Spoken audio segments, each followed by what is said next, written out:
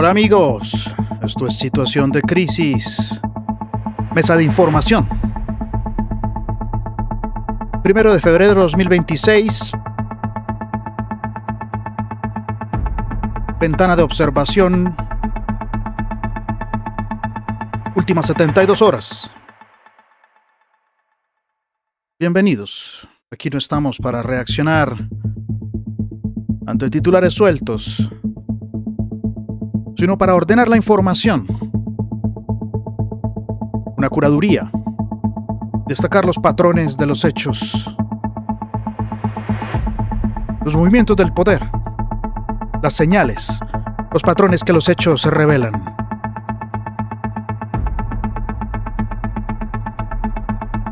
Ventana de observación, últimas 72 horas. Hoy el eje nacional es economía, Estado y seguridad.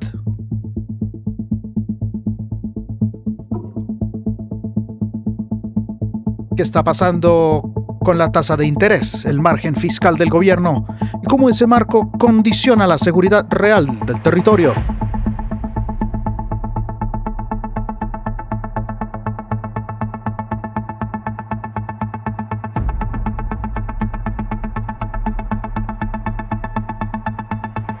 Vayamos a ver, amigos.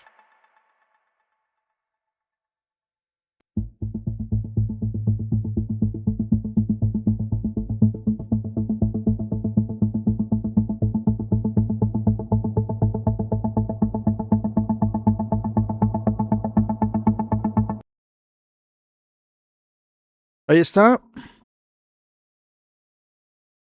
Estamos sobre nuestra mesa con la primera pieza oficial del Banco de la República.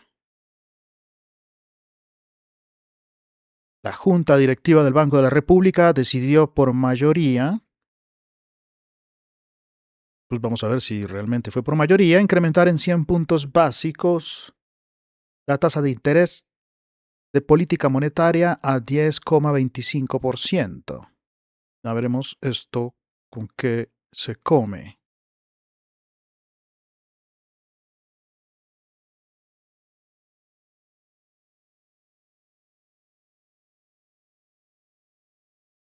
Suscríbase por favor, amigos.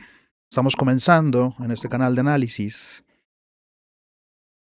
diferenciándonos, tratando de ser un análisis, una curaduría de la información de distintos programas dentro del canal Situación de Crisis.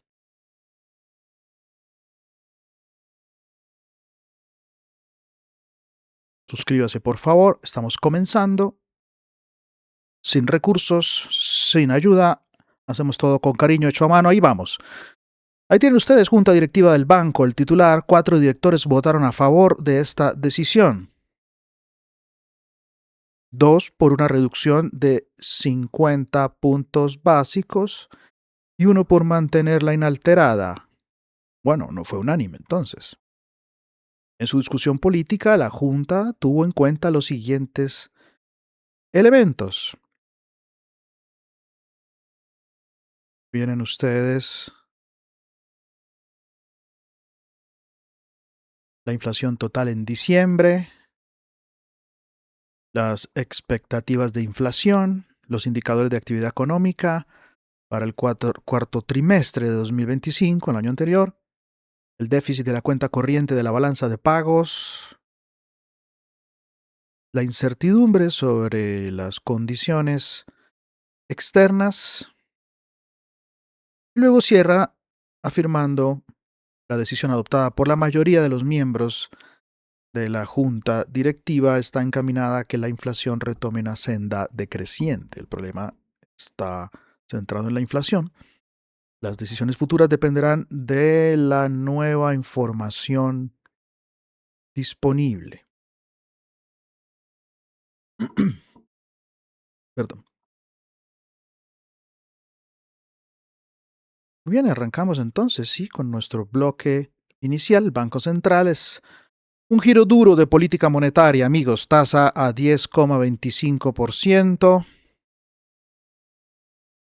Tenemos el Banco de la República en comunicado oficial que estamos viendo.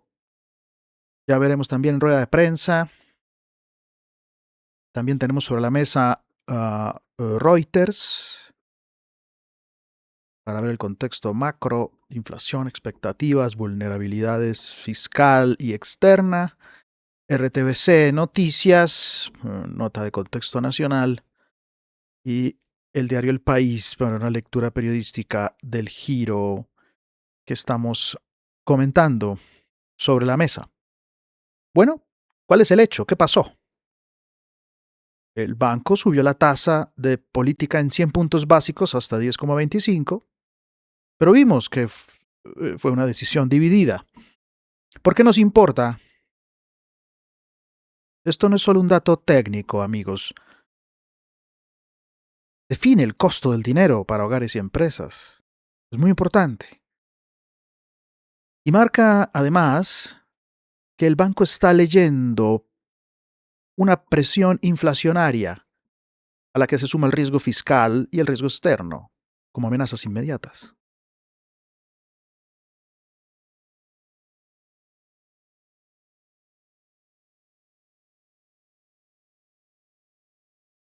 Ahí tienen ustedes agencia Reuters del 30 de enero.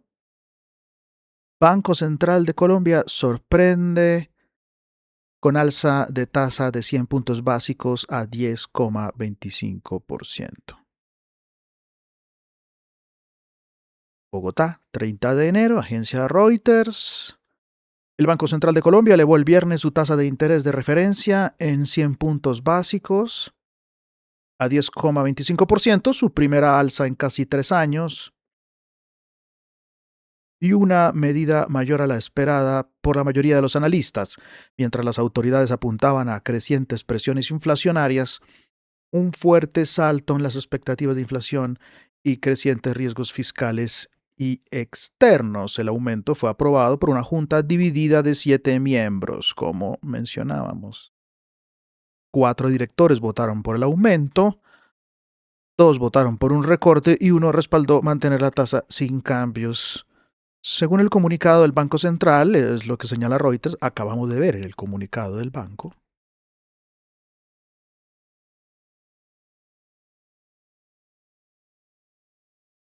¿Qué significa? Amigos queridos, ¿qué significa realmente que el banco suba la tasa a 10,25%? Arranquemos por lo esencial. 10,25% no es un mero número técnico, amigos, es una decisión de política monetaria, una decisión política en sentido institucional, no partidista, obviamente. ¿Qué, qué está diciendo el banco? Está diciendo que en este momento el principal riesgo para el país no es el crecimiento, sino la inflación, la credibilidad macroeconómica y la estabilidad financiera, amigos. ¿Por qué el banco toma esta decisión? El banco sube tasas cuando considera que el dinero está demasiado barato y eso puede generar más inflación, más endeudamiento riesgoso o pérdida de confianza. En concreto, amigos, el banco está viendo una inflación que no cede con la rapidez esperada, presión sobre el tipo de cambio, en consecuencia incertidumbre fiscal por el déficit, recaudo, financiamiento, y un entorno internacional, como es evidente también, más duro y volátil. De manera que el mensaje que nos está enviando el banco es que es mejor enfriar la economía ahora que perder el control después.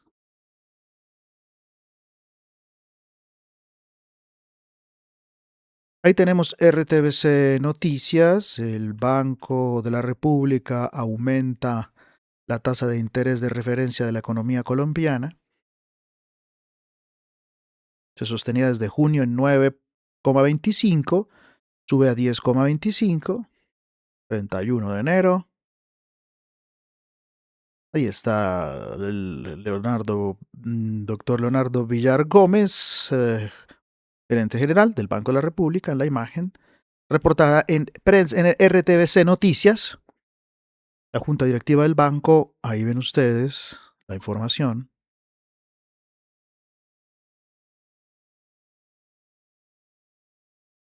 ¿Qué repercusiones tiene en la vida real esta decisión del banco? Fíjense cómo lo reporta el diario El País. El banco rompe la tregua y sube los tipos de interés al 10,25. La autoridad monetaria encarece el crédito. Un poco más analítico, descriptivo esta noticia, señalando ya que se encarece el crédito para frenar las expectativas de inflación y compensar el desajuste del gasto público tras el aumento histórico del salario mínimo.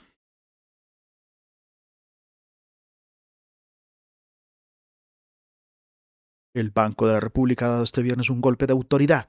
La Junta, con una votación de 4-3, ha optado por elevar la tasa de intervención. La decisión confirma lo que esperaba el mercado y marca el fin de un ciclo de alivio crediticio que había comenzado en diciembre de 2023. Más abajo, vean ustedes, el banco ha enviado una señal de disciplina. Esa es la palabra que resume este hecho, disciplina.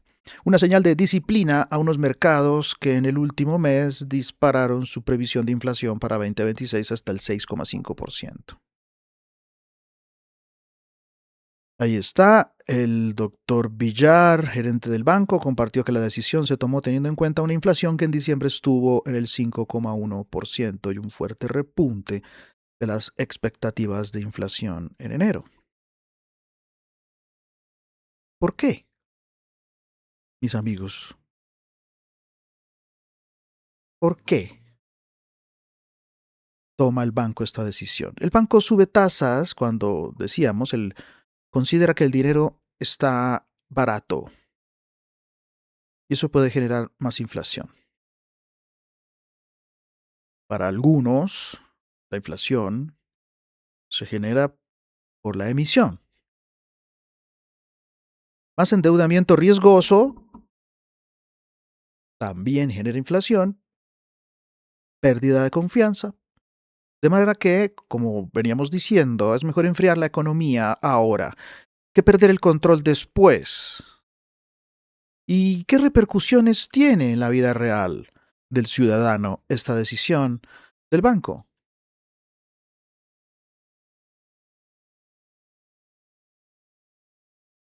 Fíjese cómo el banco en el titular indica que es decisión por mayoría.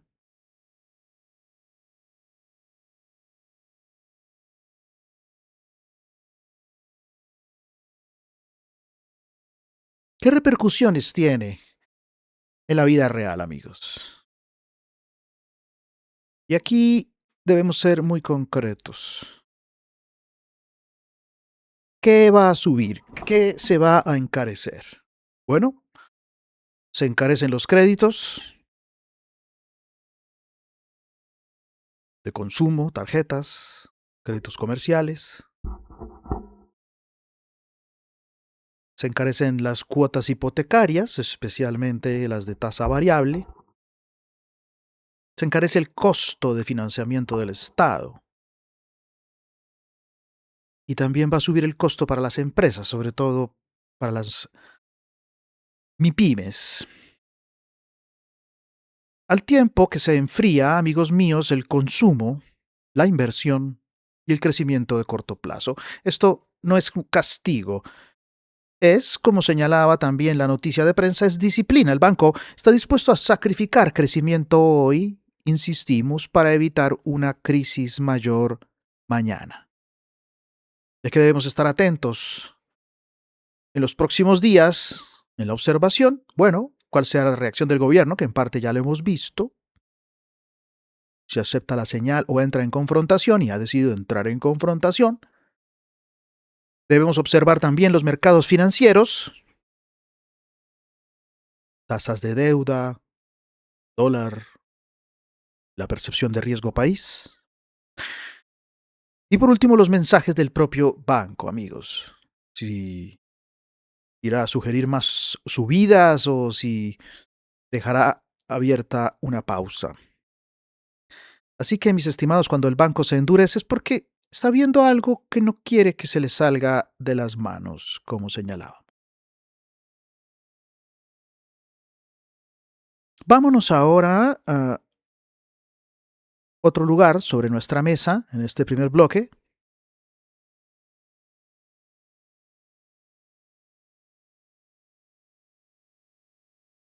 Por favor, amigos, suscríbase. Esto es Situación de Crisis, un canal de análisis geopolítico, contenido hecho a mano, con cariño, en estos tiempos de hiperinformación, en estos tiempos ya de fragmentación total de la información, en estos tiempos de crisis de los medios tradicionales de comunicación y de información independiente, exacerbada también, nosotros proponemos en este canal un análisis diferente, escarbando detrás del poder, seleccionando, curando las noticias relevantes en ventana de 72 horas en mesa de información.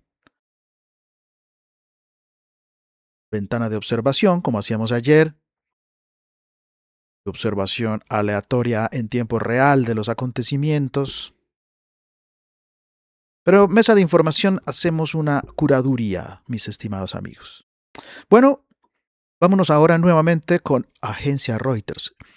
Por favor, suscríbase, siga nuestro canal, active la campanita, ayúdenos a crecer, a construir comunidad. Estamos apenas comenzando.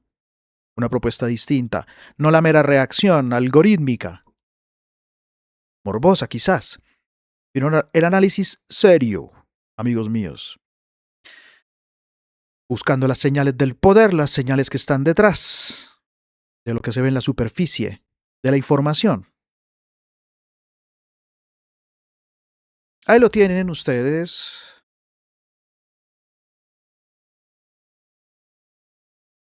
Tribunal colombiano suspende medidas de emergencia económica del presidente Petro. 29 de enero esta noticia. Bueno,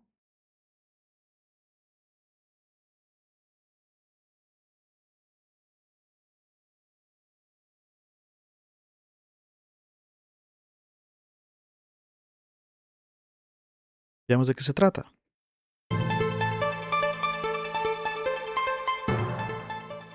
Los saludamos hoy 30 de enero de 2026 con nuestro flash informativo. La Corte Constitucional suspendió el decreto por el cual el gobierno Petro declaró el estado de emergencia económica y social en el país. Con una votación de 6 magistrados a favor y 2 en contra, el alto tribunal decidió suspenderlo de manera provisional. El comunicado fue publicado por la Corte Constitucional al considerar que no cumplía con los requisitos de hechos sobrevinientes e imprevistos exigidos por la Constitución. La suspensión de la Corte Constitucional no tiene que ver con impuestos, ni con tributos, ni con gasto. Tiene que ver con la Constitución, con el equilibrio de poderes. El artículo 215 de la Constitución dice que hay emergencia económica cuando hay un hecho nuevo, sobreviniente, imposible de prever. Bueno, amigos, estamos con el canal del Congreso. Información del 30 de enero. Corte Constitucional suspende decreto de emergencia. Aquí está la congresista.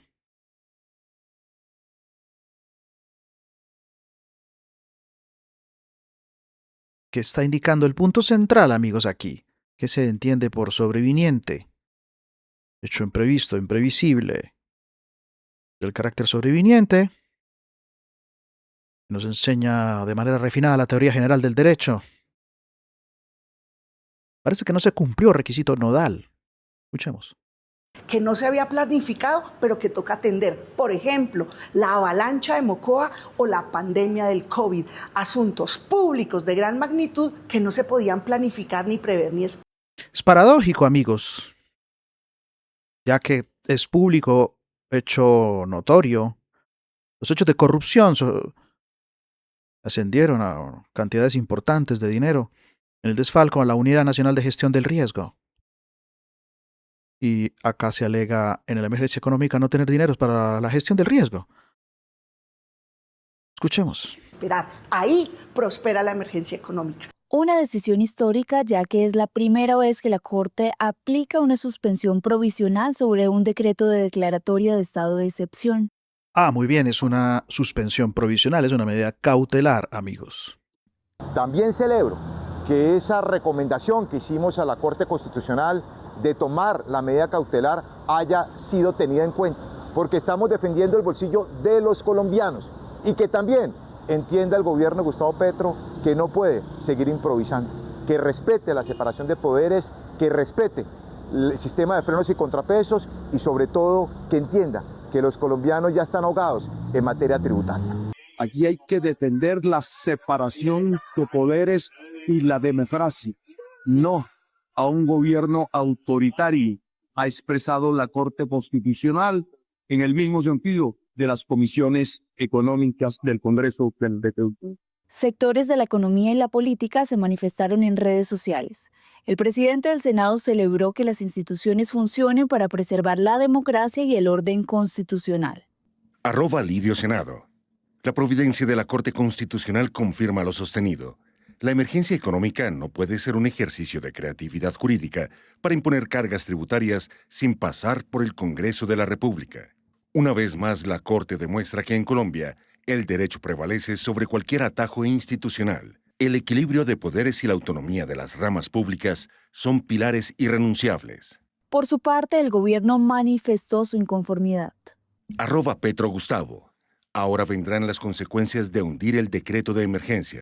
Ya lo decíamos, la necesidad de observar la reacción del gobierno, que ya también está clara. Bueno, la Corte, según observamos, suspendió provisionalmente las medidas del decreto de emergencia económica mientras decide el fondo. ¿Por qué nos importa, mis queridos amigos, este freno a la emergencia económica? Bueno, es evidente que golpea el mecanismo con el cual el Ejecutivo buscaba tener margen fiscal sin Congreso. Recaudo esperado, ausente, un contexto de déficit y problemas de calificación. Hay preocupación por el jefe de Estado, vienen elecciones, podría quedarse sin margen fiscal y terminar administrando la escasez. Administrando el caos, amigos, la crisis. Por salvar el impuesto a los megarricos, se trasladará y socializará una crisis mayor, con pago de la crisis, que intentarán en el nuevo Congreso que sea de la sociedad, y nosotros buscaremos siempre impedirlo. La función de la suspensión es cautelar, es decir, que busca frenar los... Es cautelar, busca frenar los efectos mientras decide el fondo. Bueno, ahí está la reacción polarizante del presidente. ¿Cuál es la señal, amigos? ¿Cuál es el patrón escondido? Bueno, la señal es que el Estado entra en una fase de fricción institucional previa al proceso electoral. El Banco Central endurece, la Corte frena y el Ejecutivo queda con menos herramientas. En ese triángulo, seguridad y política social compiten por recursos. Son los más afectados, las políticas sociales y la seguridad en un país en crisis de seguridad de orden público. Crisis fiscal, crisis moral y ética.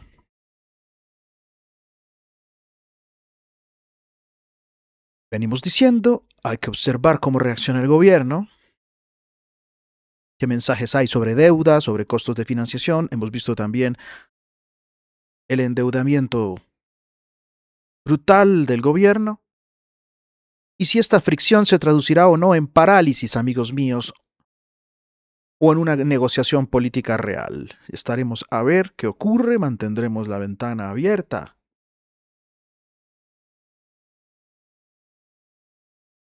Sigamos viendo desarrollos aquí en el tiempo. Noticias de Colombia. Yo no puedo empezar el día de todos modos, Mauricio, sin felicitarlo, sin felicitarme y a todos los compañeros de lo que en Plata Blanca produce es que esa muy polémica emergencia económica decretada por el gobierno del presidente Gustavo Petro a finales de diciembre, cuando la Corte Constitucional estaba en vacaciones y no se podía pronunciar, finalmente está suspendida, queda en el aire por cuenta de una decisión que toma la Corte que dice, ojo, el camino que el gobierno cogió para decretar esta emergencia suena bastante extraño y además las repercusiones pueden ser muy graves y por lo tanto toma una medida cautelar. Suspendo la emergencia y lo más importante, Mauricio, suspende los impuestos creados al amparo de esa emergencia. Bueno, esto es muy importante. Es una aclaración importante. No estamos todavía ante una sentencia de fondo. Lo que existe es una medida provisional de suspensión que ha adoptado la Corte mientras estudia el decreto, como observamos también en el desarrollo periodístico. Haya un auto, no hay fallo definitivo. Suspensión de los efectos. Y podemos decir que jurídicamente acá estamos frente a un control preventivo de carácter fuerte, un control de carácter preventivo fuerte por parte de la Corte dentro de sus competencias legítimas, mis estimados, a la luz de la Constitución política y del orden jurídico de la República de Colombia en este caso concreto. Pero, ¿qué significa eso en términos constitucionales? Bueno, la Corte está diciendo algo muy serio. Dice que el uso, o lo que quiere decir el acontecimiento, que el uso de la emergencia económica no puede convertirse en un atajo permanente para gobernar. Está claro, la excepcionalidad no puede convertirse en ordinario, como asistimos en este tiempo. Recordemos que la emergencia es excepcional. Deben haber hechos sobrevinientes, constitutivos jurídicamente, de eventos sobrevinientes graves, y una imposibilidad clara de usar las vías ordinarias.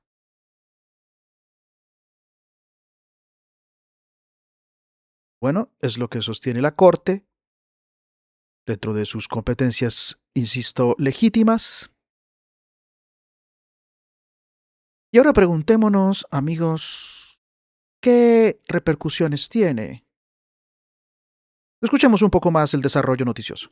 Impuestos Sí, como cuáles. sí, tenemos, por ejemplo, las cargas que se habían puesto sobre cigarrillos y vapeadores, el impuesto al patrimonio que bajaba unos límites y terminaba cubriendo más personas, las propiedades de más personas, unos impuestos a los juegos al azar, de azar en línea que vienen desde la otra emergencia económica que fue que se decretó hace un año por el Catatumbo, unos impuestos a pequeñas compras en línea que se hacen en plataformas estilo Temu, también una sobretasa al sector financiero que podía generar presión sobre las tasas de interés que se le cobran a las personas, un impuesto al consumo a bienes de lujo y también una forma de calcular las regalías que afectaba la industria de los hidrocarburos. Eso es el resumen de lo que hasta el momento se había decretado en una primera tanda.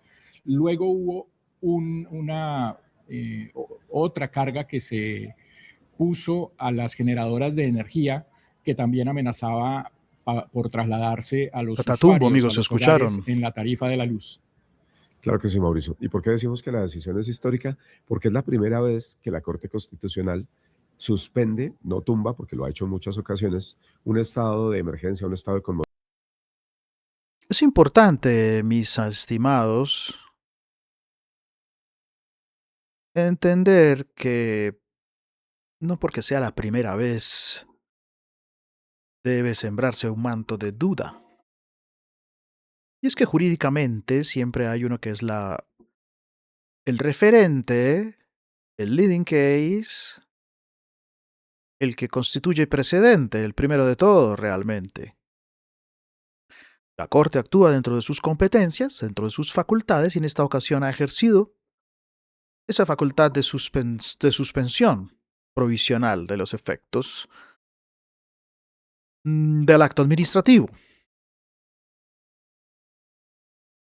de los decretos, en este caso, del decreto de emergencia económica del gobierno. Todo, insisto, dentro de sus competencias legítimas, dentro de la juridicidad. Moción interior, pero en esta ocasión la Corte utiliza una herramienta que es relativamente nueva y lo que eso significa es que mientras decide de fondo la demanda, toma una medida cautelar de suspensión porque los efectos de esa medida que está estudiando pueden ser malos para el país y la Corte considera que hay que tomar esa medida. Pero ha habido, por supuesto, una enorme reacción, una reacción muy mayoritaria a favor de la decisión de la Corte. Bueno, un poco prejuzga al periodista. Realmente no ha decidido el fondo precisamente. De allí la conveniencia de la suspensión de los efectos, suspensión provisional. Pero como era de suponerse, una reacción muy dura con ataques muy fuertes encabezados por el propio presidente Gustavo Petro. Y yo les voy a leer apenas un par de trinos del presidente, pero ustedes ya verán el tono en el que está el gobierno diciendo que la Corte está protegiendo a los mega ricos en desmedro de la situación del país. Y ya vamos a analizar qué tan cierta es esa afirmación. Bueno, y es que debemos indicar, mis estimados, que las repercusiones jurídicas, por lo menos, pueden señalarse en 3 planos. El primero, para el Ejecutivo, pues pierde margen inmediato de maniobra. Nuevamente se ve forzado a negociar con el Congreso, a ajustar el gasto o a rediseñar su estrategia fiscal. El peor de los mundos, amigos. En el segundo plano, para el sistema institucional, es positivo, pues se refuerza el rol de la Corte como árbitro del poder. División de poderes, amigos. Check and balances. Pesos y contrapesos. Así es. Hay un mensaje de límites claros, y eso es importante en los sistemas civilizados. Y en tercer lugar, en tercer plano, para la economía, el plano económico. Más incertidumbre de corto plazo y menos herramientas rápidas de acción para el gobierno, que además entra en un régimen de garantías por proceso electoral. Todo un caos, amigos, pareciera, todo un desorden, todo un despropósito.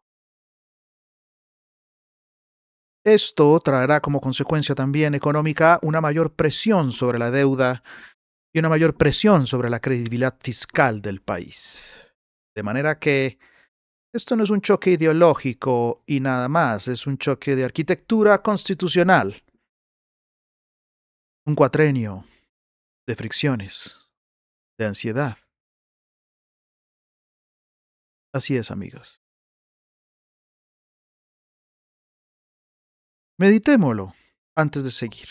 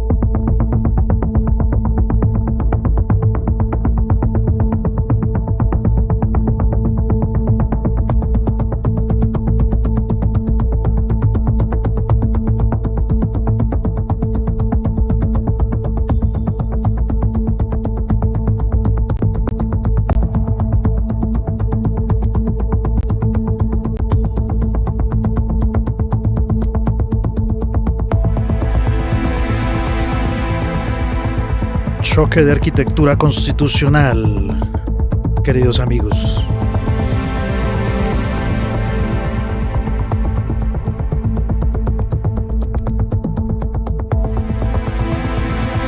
Fricción institucional.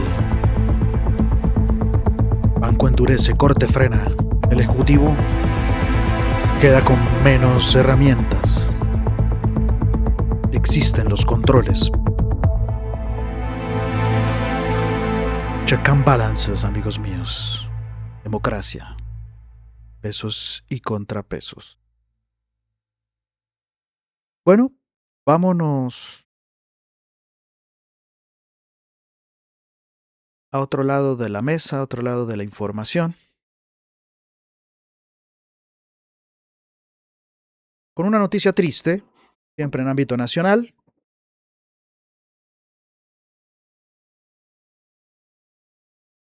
Reporta el diario El País, hecho que todos conocemos.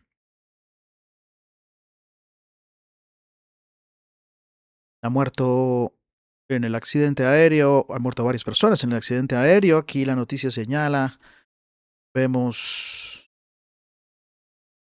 a Diógenes Quintero Amaya, de 36 años, que ha fallecido en el accidente aéreo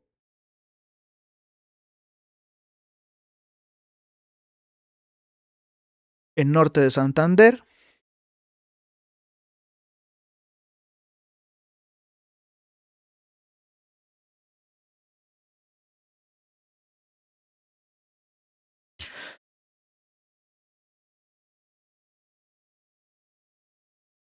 Perdón, amigos.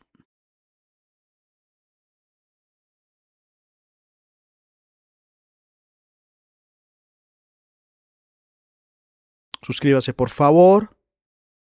Active la campanita, la notificación, para que le llegue la notificación y aviso de nuestras transmisiones, de nuestros programas, de nuestro podcast, de nuestros shorts. Lamentando mucho la muerte de, creo fueron 15 las víctimas.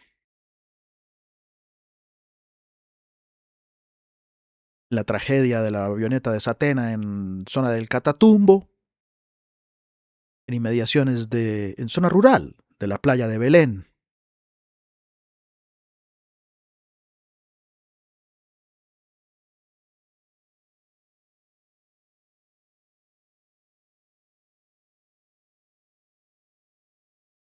Ahí lo tienen. Zona rural de la playa de Belén, en norte de Santander, una región de la que nos hemos ocupado en las mesas de información anteriores. Y tenemos mucho material todavía sobre Catatumbo, zona de guerra, Narco War 2.0. Tenemos pendiente también mesa de información sobre el eje Cauca-Nariño y el eje Guaviare. Siempre ocupándonos de la República de Colombia en temas nacionales. Ahora acá en bloque nacional. Más adelante, bloque internacional. Bueno, en esta zona montañosa, mis estimados amigos, zona montañosa de aproximadamente 1500 metros, 1700 metros de elevación. Habría ocurrido el accidente.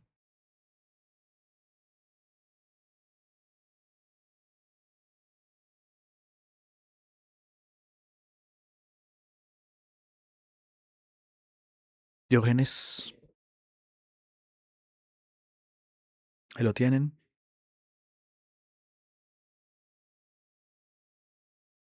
Es el desarrollo de la noticia. La aeronave Beechcraft 1900D, que transportaba 13 pasajeros y 2 tripulantes, chocó en la zona rural del municipio de la playa de Belén, a unos 27 kilómetros de Ocaña.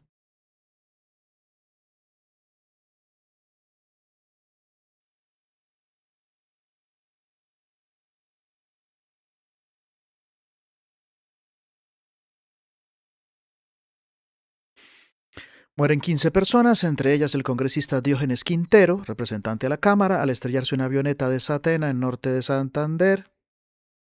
La aeronave en la que también se desplazaban el candidato al Congreso Carlos Salcedo y parte de los equipos de trabajo de ambos cubría la ruta entre Cúcuta y Ocaña. Qué lamentable noticia.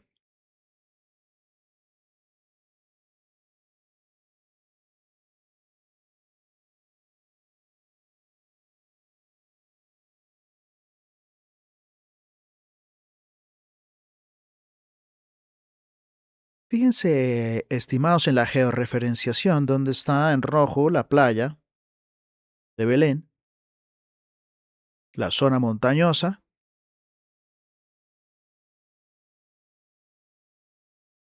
Fíjese lo complejo de esta zona del Catatumbo en la parte montañosa.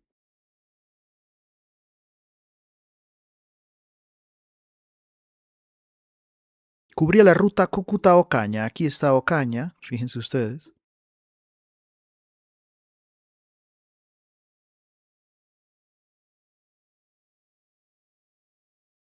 Ahí alcanzamos a tener en pantalla la playa de Belén a la derecha y el corredor que conduce a Ocaña. Luego, si nos desplazamos hacia el oriente,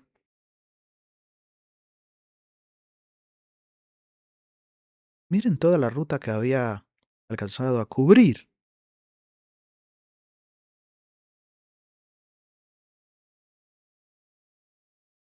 Me parece que había despegado de Cúcuta.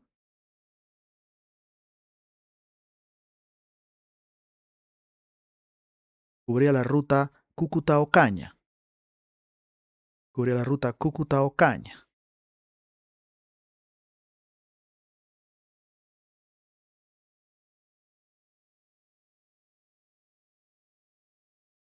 Cúcuta, fíjense ustedes acá, casi llegando a la frontera con Venezuela.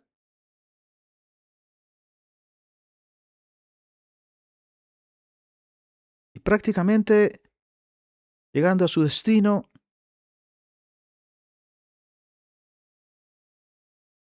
a unos 27 kilómetros, 23, 24, 27 kilómetros de distancia de Ocaña en esta zona montañosa. El siniestro.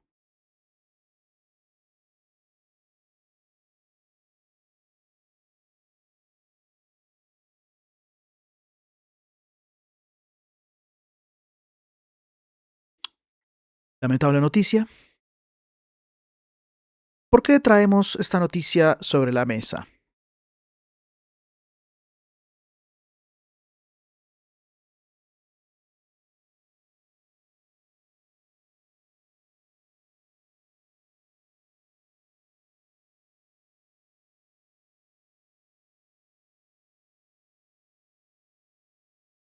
Ahí tenemos a AP News.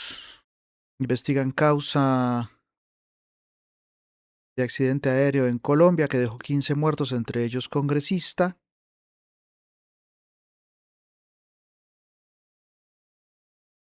Möchtest du auch mit jeder verschickten E-Mail dein Business und deine Marke? Bueno, estaba el ministro de Defensa aquí en las imágenes, en la noticia que reporta del 29 de enero.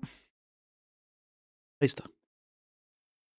Defensa Nacional se une a las profundas condolencias por la muerte de 15 Ministro de Defensa, Pedro que Sánchez, viajaban en una aeronave de la República de Colombia. operada por la empresa Searca al servicio de Satena y que cubría la ruta Cúcuta-Ocaña y que alrededor del mediodía se accidentó en zona rural del municipio de La Playa Belén, norte de Santander.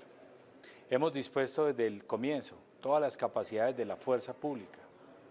Desplegamos aviones, helicópteros de la Fuerza Aeroespacial para acompañar la búsqueda y en este momento para acompañar de la mano del Ejército Nacional y las capacidades que se requieren la extracción de los restos de la aeronave, pero también de las personas que fallecieron. Möchtest du auch mit jeder verschickten E-Mail dein Business und deine Marke stärken? Bueno, se escapó allí. Veamos cómo lo desarrollaba Noticias Caracol en su momento. Tarde 23 minutos, mucha atención porque a esta hora tenemos actualización de la noticia que reportábamos más temprano, la desaparición de la aeronave adscrita a Satena que cubría la ruta Cúcuta-Ocaña. Richard Quiñones, desde el puesto de mando unificado, nos tiene lo último. Richard, ¿qué han dicho las autoridades? Así es, hace pocos minutos se confirma la noticia de este siniestro vial en el que perdió la vida 13 personas, entre ellas el representante de Curul de Paz, Diógenes Quintero. Bueno, siniestro vial no pudo ser, periodista, siniestro aéreo, por Dios. Aquí reportaba Noticias Nos Caracol. acompaña a esta hora George Quintero, quien es el secretario de Seguridad del Departamento de Norte de Santander. ¿Qué detalles se conocen sobre este siniestro? Bueno, aquí desde el puesto de mando unificado, la información que nos llega inicialmente por parte de algunos campesinos que ubicaron la aeronave, se acercaron allá, encontraron completamente, deshecha esta aeronave y al momento no nos dan reporte de ninguna persona viva. En este momento estamos tratando de llegar, eso es más o menos a una media hora del municipio de La Playa, y estamos tratando de llegar con los organismos de socorro, con todos los medios para poder llegar allá. Así había sido la noticia hace 3 días. Estable.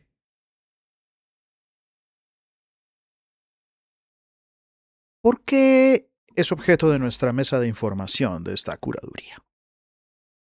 Una tragedia como esta, amigos, en una zona como Catatumbo, zona de conflicto abierta, de conflicto entre grupos al margen de la ley, entre ellos y el Estado, con, como han señalado las fuentes gubernamentales, Defensoría del Pueblo y también las organizaciones no gubernamentales y los medios de información, más de 105,000 víctimas en 11 meses en el Catatumbo.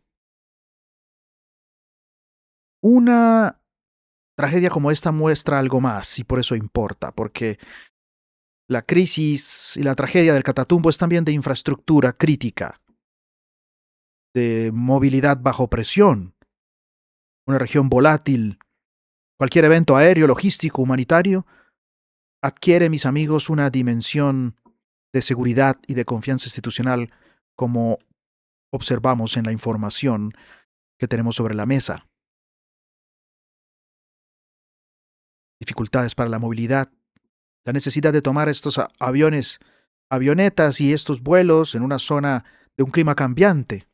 Difícil, aunque no sabemos las causas del siniestro. Hemos de esperar las investigaciones. Hay un patrón escondido también acá, una señal. Y es la superposición, amigos. Economía y Estado se tensionan, están en el medio en tensión. Mientras el territorio sigue siendo frágil en la periferia, el país puede discutir tasas y decretos, pero Catatumbo sigue marcado por la realidad del riesgo en todo sentido. Estaremos observando resultados preliminares de la investigación, la narrativa pública, para evitar especulaciones, desinformación. También la reacción institucional. ¿Qué pasará con el Catatumbo? El transportarse allí, la seguridad, la atención a víctimas. Sigue abierto, amigos, el debate sobre el control territorial y la seguridad de las rutas en todo el país, en la República de Colombia, pero también en las zonas específicas como el Catatumbo.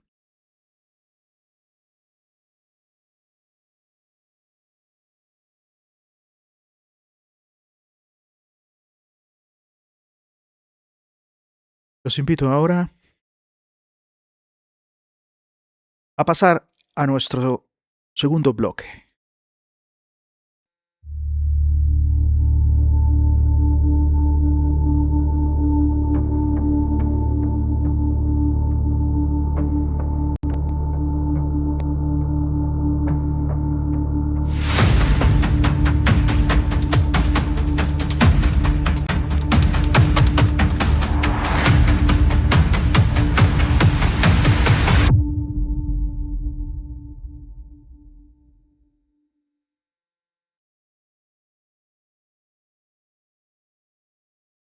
Muy bien.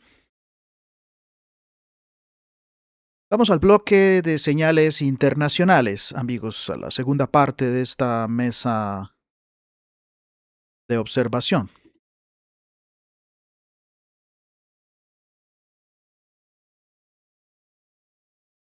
Aquí tenemos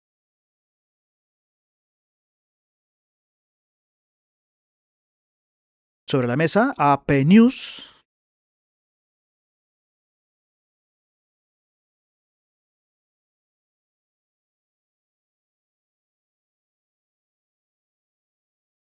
Por favor, suscríbase, active la campanita de notificaciones, síganos. Somos un equipo pequeño, con pocos recursos, sin fondos prácticamente. Hacemos contenido hecho a mano. Con mucha seriedad de análisis, pensamos 24/7 para escoger para usted las noticias y mostrar la realidad en poco tiempo, si se puede, con noticias selectas, escogidas, que nos muestran las señales, los patrones. Suscríbase, por favor. Situación de crisis oficial. Esto es situación de crisis, el orden detrás del caos. Bueno, noticias que nos llegan del mundo. Las milicias apoyadas por Irán en Irak y Yemen amenazan con nuevos ataques ante la llegada de un portaaviones estadounidense. ¿Cómo es eso? ¿Cómo es eso? Ahí tenemos el desarrollo de la noticia. Dubái, Emiratos Árabes Unidos. Dos milicias respaldadas por Irán en Oriente Medio están mostrando su disposición a lanzar nuevos ataques, probablemente en un intento de respaldar a Irán, tras el reconocimiento oficial de la llegada de un portaaviones estadounidense a la región el lunes. El presidente Donald J. Trump ordenó a los portaaviones que se trasladaran a Oriente Medio y amenazó con tomar medidas militares por la represión de las protestas nacionales en Irán, hecho también por todos conocido.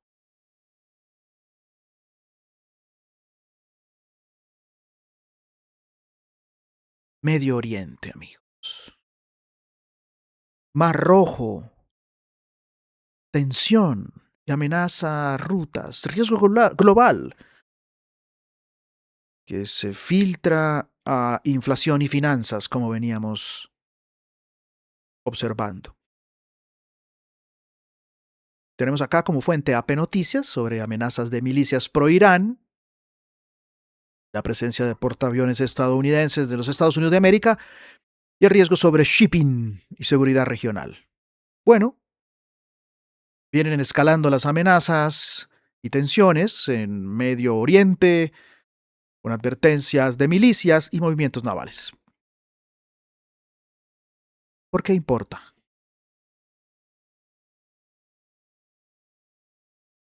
El riesgo es evidente para las rutas, para los enclaves estratégicos de logística global. Importa porque esto se ve reflejado en presión sobre los precios, incertidumbre y percepción de riesgo. Así que vemos un patrón detrás, una señal. Cuando el comercio global se tensiona, las economías vulnerables sienten el golpe vía inflación, tasa de cambio y financiamiento, como por ejemplo veíamos en el caso del Banco de la República en Colombia. Irán, Medio Oriente. ¿Por qué nos importa? Si estamos en Occidente, aunque nos queda tan lejos.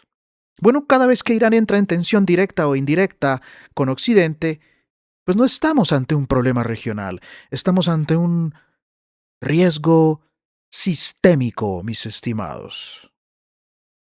Es obvio. ¿Por qué? Pensemos.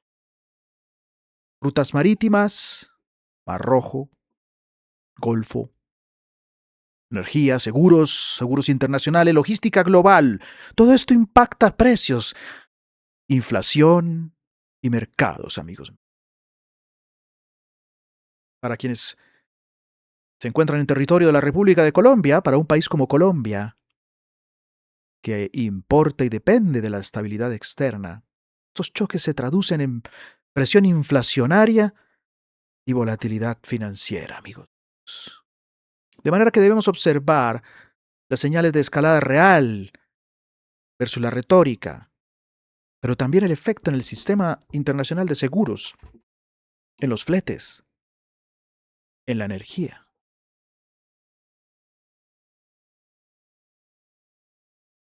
Meditemos juntos antes de seguir.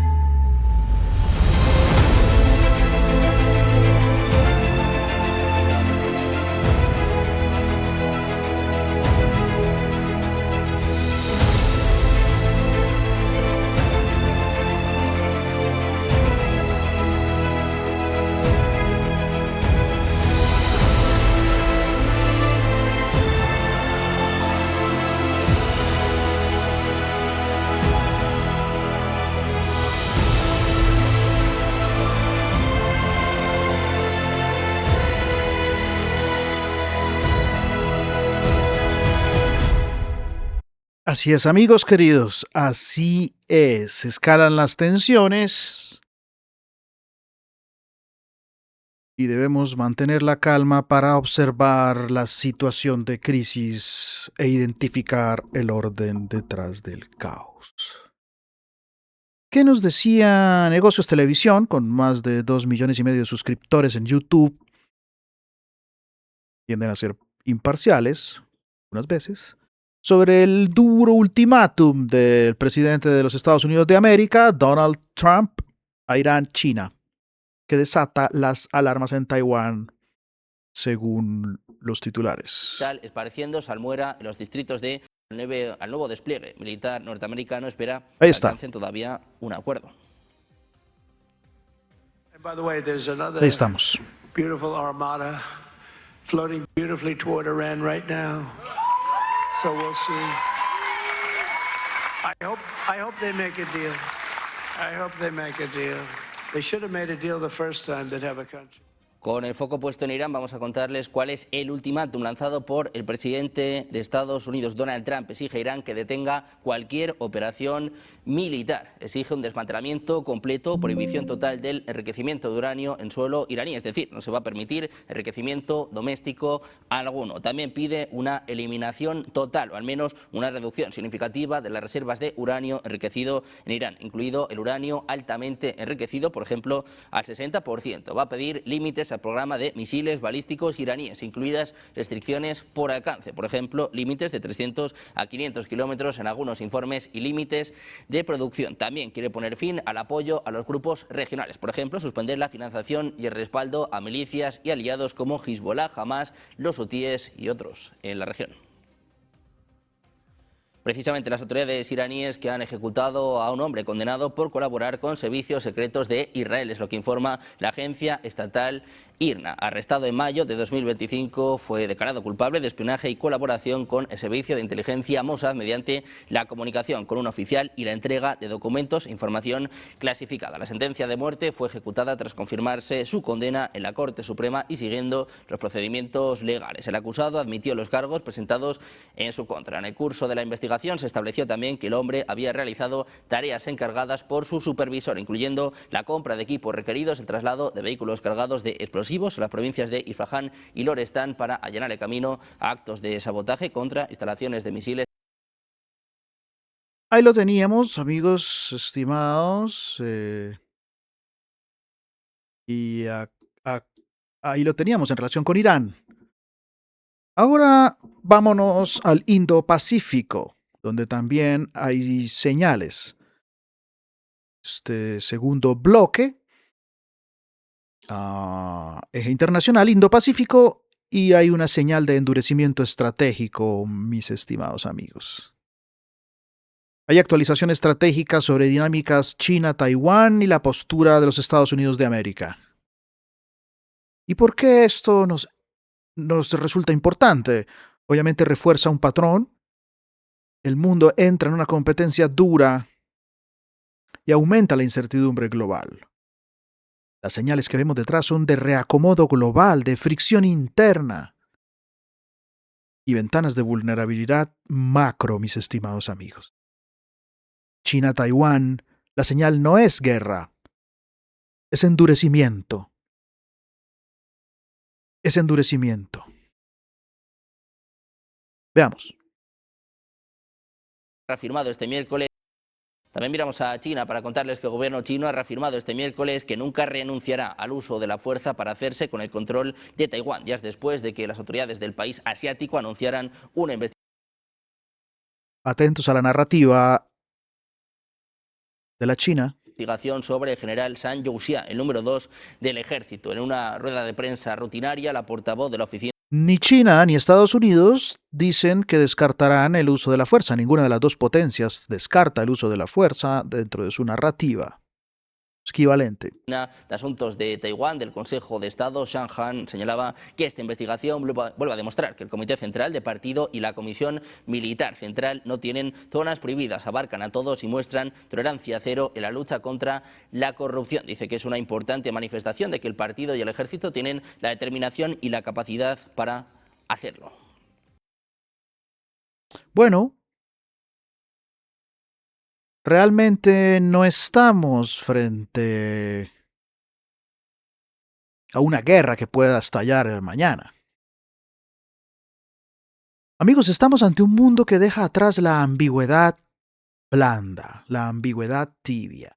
Se caen las máscaras y las potencias comienzan a colocar algunas de las cartas sobre la mesa. En su narrativa, China prueba límites.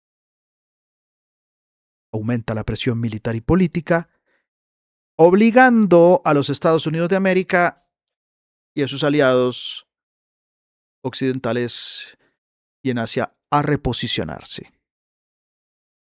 Naturalmente, hay más gasto militar, más bloques, menos comercio fluido. Y ese endurecimiento global explica por qué los bancos centrales se vuelven más conservadores y los estados más rígidos en la actual situación. De manera que observemos en los próximos días las señales de riesgo en mercados, el impacto en emergentes, en las tensiones del intercambio, trade tensions. Veamos. En tensión. La zona y esa región está en tensión. Taiwán con China, que hicieron ahí en Taiwán ahora un ejercicio militar marítimo como para repeler un ataque chino. Estaba integrado por misiles lanzados desde la costa, drones y lanchas patrulleras rápidas en su ejercicio que buscó demostrar su preparación ante una eventual invasión. A principios de la semana, las Fuerzas Armadas ya habían mostrado cómo el sistema estadounidense sería utilizado para atacar las islas Penghu en caso de que fueran ocupadas por China y usadas como base ofensiva. Estos simulacros habituales antes del Año Nuevo Lunar fueron los primeros en mostrarse públicamente desde la última ronda de juegos de guerra chinos en diciembre. Expertos señalan que una invasión sería extremadamente difícil, dado que el Ejército Popular de Liberación debería cruzar el estrecho de Taiwán y desembarcar en un número limitado de playas aptas para operaciones militares. La administración del presidente Lai Ching-te impulsa un programa de modernización de la defensa con entrenamientos más realistas que buscan simular combates efectivos en lugar de ejercicios. Ahí lo tienen ustedes, allí está, mis estimados amigos. En este canal 26, más de 2 millones de suscriptores en YouTube. Y así es, mis amigos, así es. Esto es Situación de Crisis, Mesa de Información. 1 de febrero, Anno Domini 2026. Vamos para nuestra síntesis final de esta mesa de información.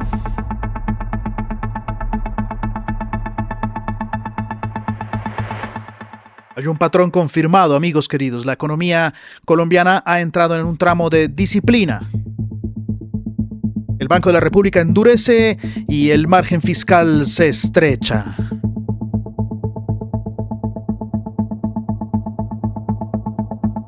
El Estado se mueve con fricción. Política monetaria versus ejecutivo, y también entra la Corte en la tensión. Esto condiciona la seguridad y la capacidad del gobierno.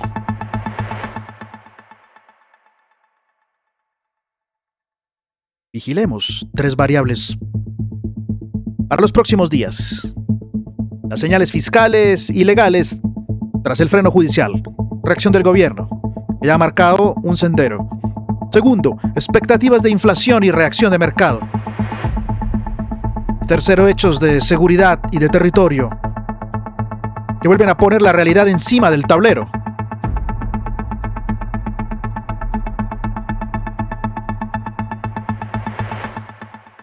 Amigos, si uno conecta los puntos, el mapa es claro. El banco endurece porque ve riesgos, la corte frena porque ve excesos de poder y el mundo se vuelve más tenso y menos predecible.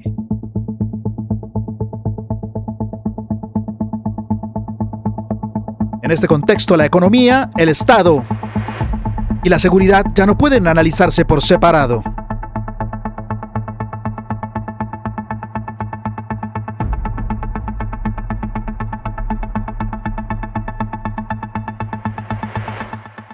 Amigos queridos, los dejaremos con un clip de Situación de Crisis que hemos preparado para ustedes antes del cierre. Suscríbase, active la campanita, denos una oportunidad. Analicemos juntos la crisis, el final de los tiempos. Vamos, con fe, con rigor, con esperanza también. Ahí los dejamos antes del cierre, amigos queridos. ¡No nos vemos!